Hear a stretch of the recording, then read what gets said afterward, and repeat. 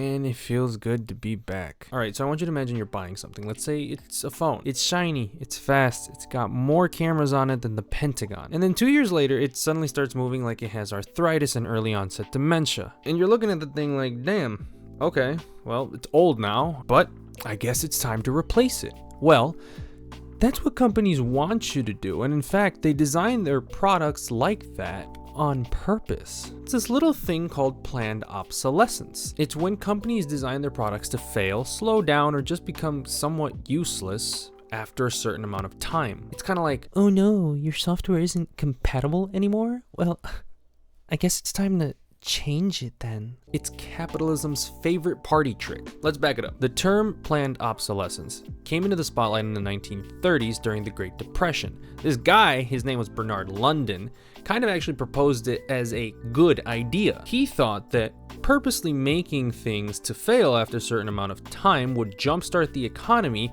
by people constantly buying more goods. During the Great Depression, this whole thought process made sense. How else are we going to jumpstart the economy? We're all cooked right now. But the real star of the show? The Phoebus Cartel. Ooh, mystical. They were a group of light bulb manufacturers that all got together and decided, you know what? These things are lasting too goddamn long. We make them too well. Let's make them worse on purpose. They capped light bulb lifespans somewhere around 1,000 hours so that way people would keep replacing their light bulbs. Meanwhile, there's a light bulb in a California fire station known as the Centennial bulb, which has been on since 1901. Went off for like a little bit in 2013 when they found out that the power supply was faulty, but it is still on. To this day, it still works.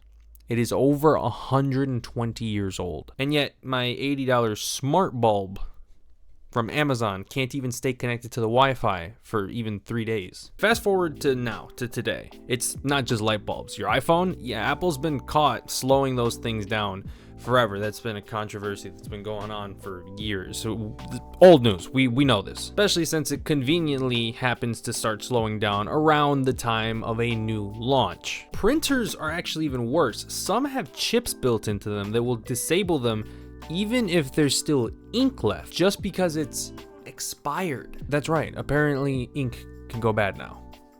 I didn't know that cyan had a shelf life.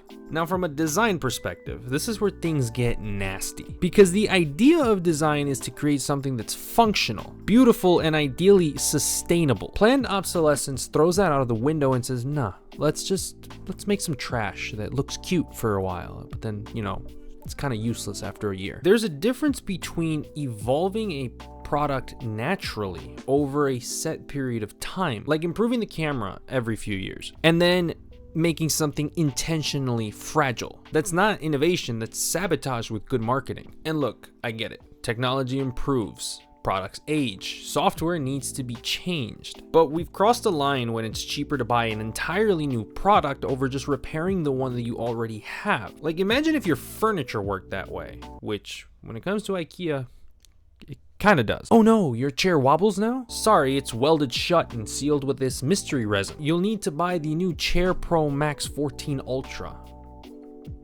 The bigger problem with planned obsolescence isn't that it's just annoying, it's the fact that it's destructive. It fuels overconsumption like crazy. It creates an insane amount of electronic waste, and it makes this idea of ownership feel more like a lease agreement. I mean, think of it this way. We live in a world right now where everything seems to be subscription based, and it's slowly getting to the point where even the products you supposedly own are starting to feel that way. Repair culture seems to be getting snuffed out. Right to repair laws? Well, that just seems to be getting fought tooth and nail by the same companies that caused the problems to begin with. We could be designing products that are modular, upgradable, repairable, ones that are actually long-lasting. Instead, we're glue-gunning lithium to a plexiglass sheet and creating these unfixable slabs and calling it innovation. Planned obsolescence is the equivalent of taking a time bomb, putting it in the phone, handing it over to your customer with a smile and saying, that'll be $999.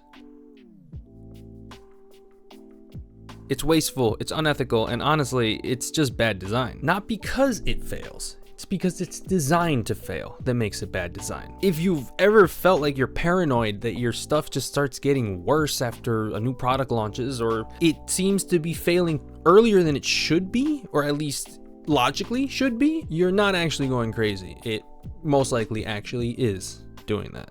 Curious to see what you guys have noticed seems to be the most egregious example of planned obsolescence. Let me know down in the comments. But if you guys did enjoy this video, make sure to leave a like, comment, subscribe, turn on the post notifications, follow me on all my social medias. All those links are down in the description. And I hope that wherever you guys are, whenever you guys are watching today's video, you have a great, wonderful day. See you guys in the next one. Peace out.